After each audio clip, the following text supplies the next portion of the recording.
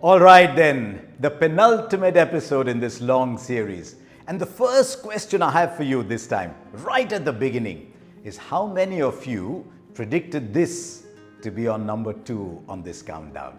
And now that you know that this sits at number 2, what do you think is going to be number 1 on this countdown? But while you send in your predictions, let me get down to doing what I've been doing for the last 23 weeks on this show that we call India's Top 25. Today we will talk about the day that changed everything for Indian cricket. It might seem a bit of a hyperbole, but trust me, it's not. 25th of June 1983. India's win over the West Indies at Lord's to win the Prudential World Cup is still Indian cricket's biggest story.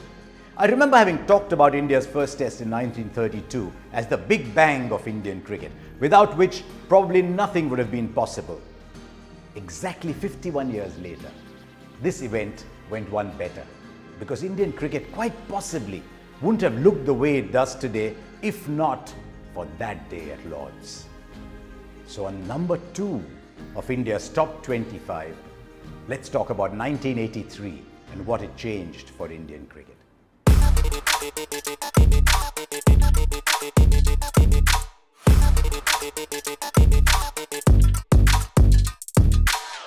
The 1970s was significant in India's cricket growth story, as it had seen India register wins in tests away from home, and that was a big milestone as far as Indian cricket was concerned. Despite that, the truth was that India was always playing catch-up with nations whose cricketing story began long before theirs. It was also the nature of Test cricket, where finding feet took time, especially if you're always up against those who'd spent years mastering the sport. And that's why, when the ODIs came into the picture, it provided an opportunity to balance the scales a little bit. The traditional powerhouses still had an upper hand, but the difference wasn't as stark as in Test match cricket. And a World Cup in this format gave the teams an opportunity to wear the crown of world champions for 4 years. But even in 1983, 12 years after the format was introduced and 8 years after the tournament was born, India were far from being a strong unit in ODIs. But on that day, they could still pack a punch. They showed that when in March of that year, they registered their first ODI win over the 2-time world champions, the West Indies, in Guyana, in a small town called Berbice. The centerpiece of that win, interestingly, was a whirlwind knock played by Kapil Dev, who scored 72 of 38 deliveries. Yes, in an ODI in 1983. 2 months later, a knock of a similar nature by the same man, slightly bigger, became the centerpiece of something way more special. Kapil Dev's 175 at Tunbridge Wells is a story right out of movie scripts.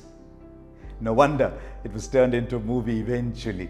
But honestly, in more than 50 years of ODIs, how many knocks have we seen where a captain single-handedly turned a situation so dire into a win for the ages? A handful? A small list? But that list, remember, will always start with Kapil Dev rescuing India from 17 for 5 against Zimbabwe with that mammoth 175. That knock, mind you, came in India's 5th game of the tournament, when India was staring at a hat-trick of losses and a possible exit from the tournament. After that win, India strung together a hat-trick of wins, which included their taking down of England in the semi-final and the big final, where the mighty West Indies were humbled. Yes, at Lord's, against all odds, on the 25th of June 1983, India wore the crown and India believed. And the reason I say India wore the crown is because it was just not those 15 men who had turned champions that day. The entire country felt like world champions. Sports, as we know, is quite powerful. But on the cricket field, that win gave India an identity that they'd been seeking for half a century since playing their first test at Lord's, coincidentally, on the 25th of June 1932. There was no doubt of greatness in Indian cricket even before 1983. But what Kapil Dev and his team achieved at Lord's ensured that nobody could dare take lightly The names of not only the Gavaskars, the Amarnaths, the Vengsarkars, but also the Yashpals, the Binnies and Kirmanis any longer. This team had not only won a World Cup, but had won it in conditions mighty different from theirs, and against a team that came into this tournament thinking of a third World Cup almost as their birthright. They even had the champagne ready. And why wouldn't you, with a chase of a mere 183? When the game was over, India celebrated with a bit of that champagne. And I always chuckle at the story of the great Malcolm Marshall.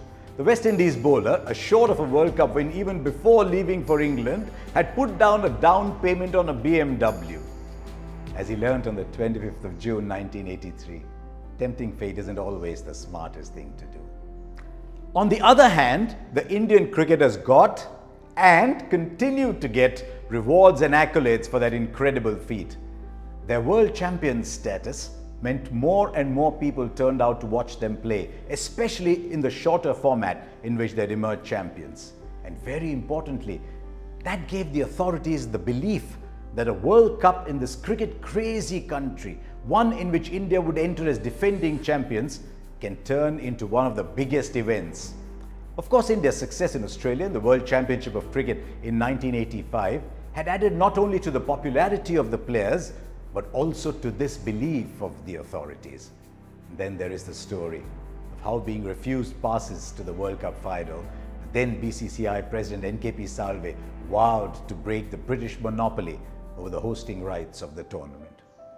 And that's how, thrice after being staged in England, India's win in 1983 paved the way for the first World Cup outside of England, in the subcontinent, hosted jointly between India and Pakistan and sponsored by an Indian industrialist, Dhirubhai Ambani's Reliance Group. So, a bigger audience, a proper infrastructure, and exposure to some magnificent cricket proved just the shot in the arm that cricket in India needed. And this was followed by the twin towers of growth of Indian cricket in the 90s. One called Sachin Tendulkar, the other called liberalization. Within a decade of that win at Lord's, masses in the country were hooked to watching their favorite cricket stars on televisions, which suddenly reversed the equation that Indian cricket had with money and opened the doors for millions of broadcast dollars coming into Indian cricket. And that provided the perfect foundation for the game becoming what it is today, 3 decades down the line, a national obsession. So if 1932 was the big bang of Indian cricket, 1983 was the bigger bang. But what comes next then, on number 1 on this countdown?